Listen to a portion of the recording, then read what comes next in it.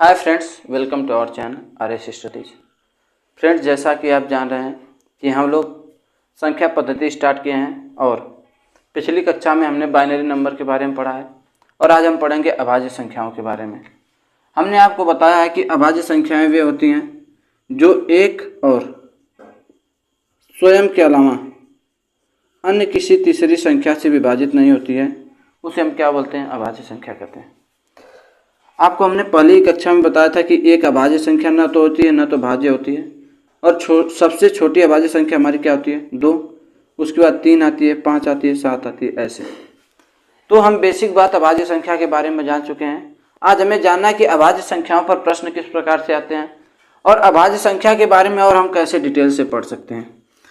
तो जैसे यदि आपसे पूछा जाए कि 1 से लेकर 27 के बीच कुल कितनी अभाज्य संख्याएं हैं? कुल कितनी अभाज्य संख्याएं हैं?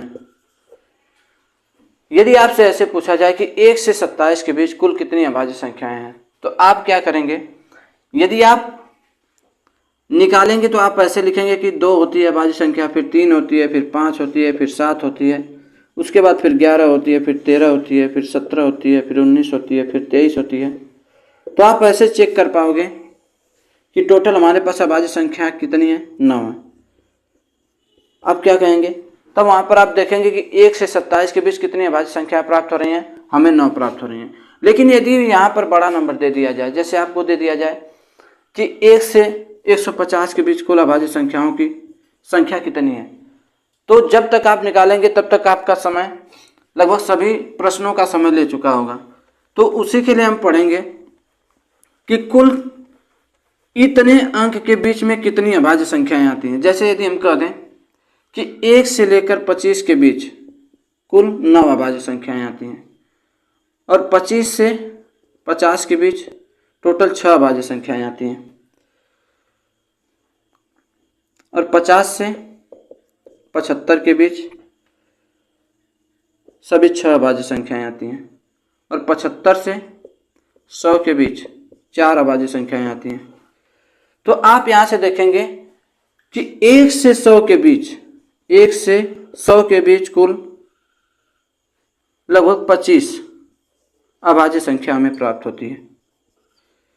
1 से 100 के बीच हमें कुल 25 अभाज्य संख्याएं प्राप्त होती हैं। ठीक है, तो आइए चेक कर लेते हैं कि क्या वास्तव में 1 से 100 के बीच में 25 अभाज्य संख्याएं होती हैं। तो जैसे हम स्टार्ट करेंगे 2 से, फिर 3, फिर 5 हो जाएगी, 7, 11, 13, 17, 19, फिर उसके बाद 23 होती है, उसके बाद होती है आपके पास 29, 31, फिर 37 हो जाएगी, 41, 43 और 47।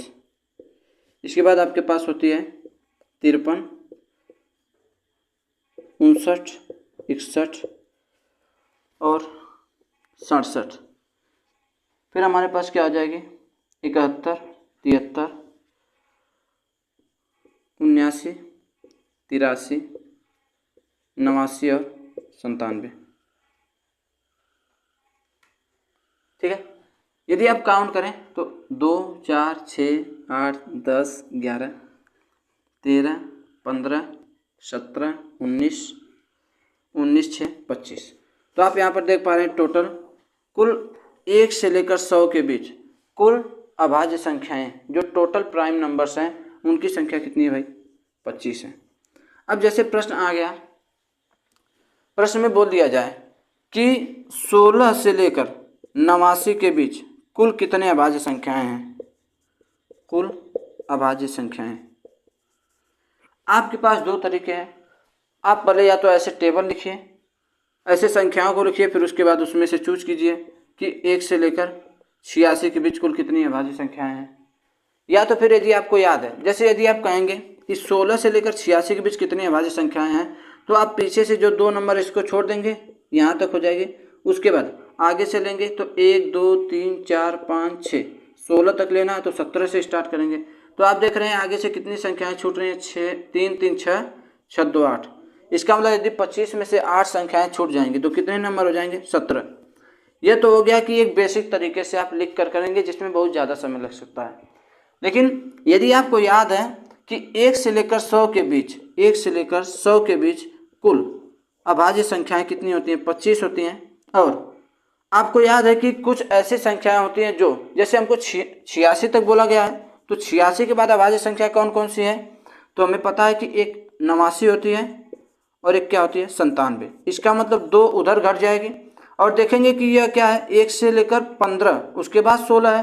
तो आप चेक करेंगे कि 1 से 15 के बीच में कितनी अभाज्य संख्याएं हैं? तो 1 2 है, 3 है, 5 है, 7 है, 11 है और 13 है। इसका मतलब 6 उधर है। इसका मतलब कि यह 2 संख्या है, उधर का 6 संख्या है। टोटल 8 संख्याओं को आप घटा देंगे तो आपका आंसर कितना आ जाएगा? 17 आ जाएगा। तो इस प्रकार से प्रश्न होते हैं। जैसे हमने आपको बताया कि 1 से लेकर 100 के बीच में कुल अभाज्य संख्याएं कितनी होती हैं? 25 होती हैं। ऐसे ही इसके आगे भी दे देगा तो आप कैसे करेंगे, उसके बारे में भी थोड़ा डिटेल्स में पढ़ लेते हैं। जैसे देखिए, हमने अभी आपको बताया कि 1 से लेकर 25 के बीच में कुल 9 होती हैं। फिर 1 से लेकर 50 के बीच में 9 6 15 हो जाएंगे। फिर 1 से लेकर 75 के बीच में 21 होती हैं। 1 से लेकर 100 के बीच में 25 होती हैं। उसके बाद आगे देखिए, 1 से लेकर 125 के बीच में 30 होती हैं। और 1 से लेकर 150 के बीच में 35 होती हैं। और 1 से लेकर 175 के बीच में 40 होती हैं। और 1 से लेकर 200 के बीच में टोटल 46 होती हैं। इसके आगे देखेंगे तो 1 से लेकर 300 तक 62 होती हैं। और उसके बाद 1 से लेकर 400 तक 78 होती हैं। और 1 से लेकर 500 तक कुल 95 अभाज्य संख्याएं होती हैं। तथा 1 से लेकर 1000 के मध्य कुल 184 अभाज्य संख्याएं होती हैं। 168, कुल 168 अभाज्य संख्याएं होती हैं। तो यदि इतना आपको पता है तो प्रश्नों को आप बड़े आसानी से कर सकते हैं। हमने क्या बताया? 1 से 25 के बीच में 9 है, 50 तक 15, 75 तक 21 और 100 तक 25 है। आगे फिर उसके बाद 5 5 5 प्लस ऐड हो रहा है। फिर उसके बाद 1 से लेकर 200 तक 46 है, 300 तक 62, 400 तक 78 है, 500 तक 95 और 1000 तक 168। चलिए आगे और प्रश्न देख लेते हैं। जैसे हमने कह दिया, एक प्रश्न है आपके पास 28 से लेकर 119 के मध्य कुल अभाज्य संख्याएं, कुल अभाज्य संख्याएं, कुल अभाज्य संख्याएं। तो जैसे आप चेक कर सकते हैं कि जो 119 है, आप देख रहे हैं कि हमने आपको बताया कि 1 से लेकर 125 के मध्य कुल अभाज्य संख्याएं कितनी होती हैं? 30 होती हैं।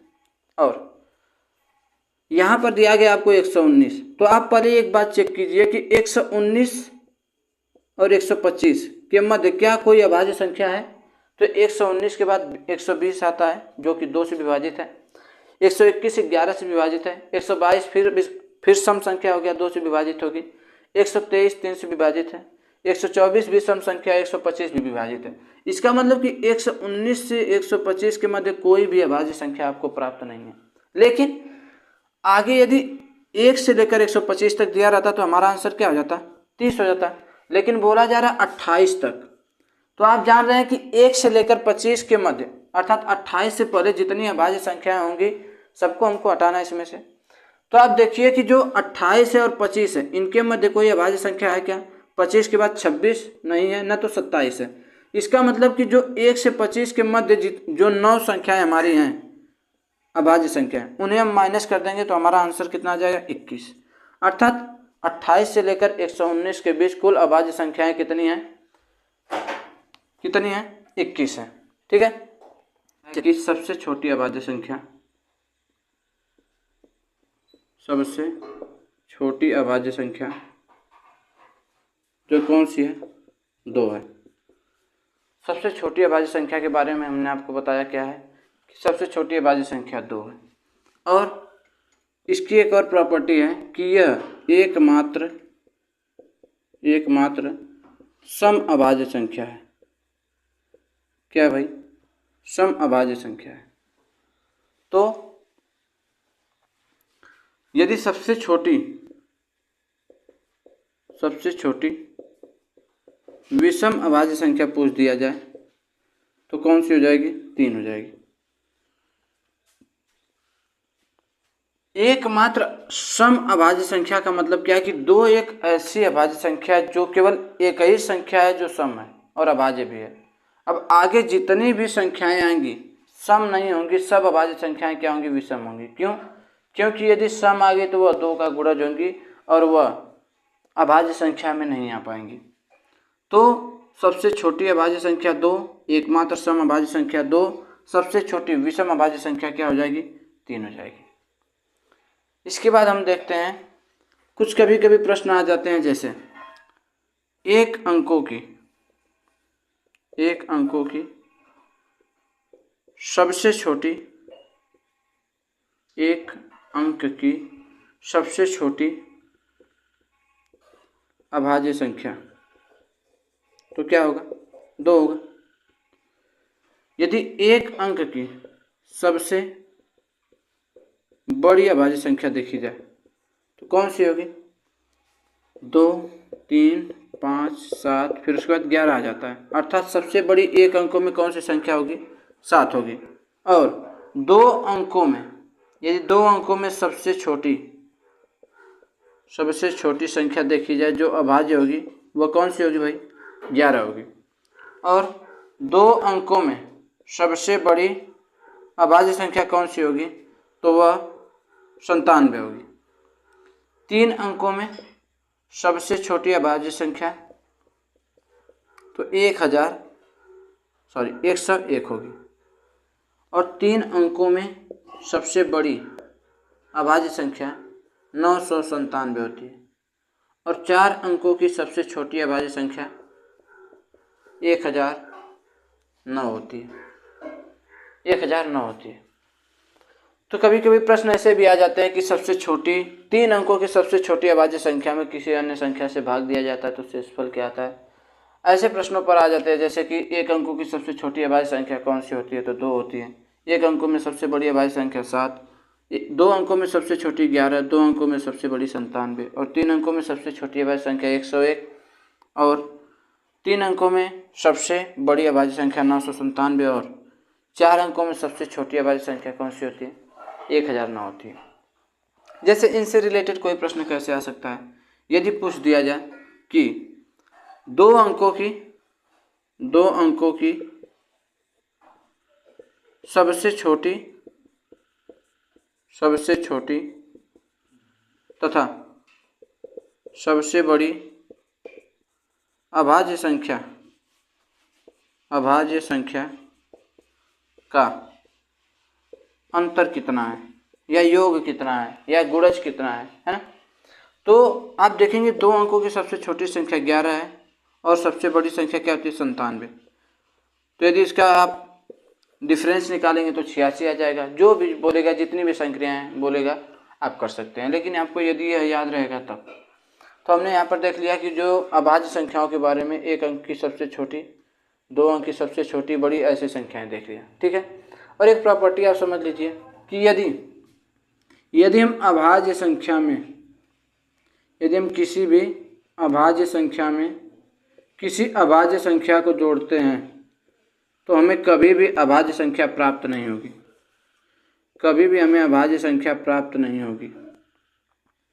या फिर अभाज्य संख्या से कोई अभाज्य संख्या घटाएंगे तो हमेशा हमें अभाज्य संख्या न प्राप्त होकर क्या होगी? भाज्य संख्या प्राप्त होगी। अर्थात यह अभाज्य नहीं रह जाएंगी, सब क्या रहेंगी? भाज्य रहेंगी। यदि हम अभाज्य में अभाज्य का गुणा भी करें, यदि हम अभाज्य में अभाज्य का गुणा करें तो यह भी क्या मिलेगी? हमें भाज्य संख्या मिलेगी। और कभी भी अभाज्य संख्या में अभाज्य संख्या का पूर्ण तरीके से भाग नहीं हो सकता है। ठीक है। तो यह अभाज्य संख्या के बारे में हमने कुछ पढ़ा, और एक्सरसाइज जब हम करेंगे, इसके बारे में प्रश्न करेंगे, तो जो कुछ भी थोड़ा बहुत बचेगा हम उसके बारे में आगे पढ़ लेंगे। आज के लिए बस इतना करते हैं। Thank you.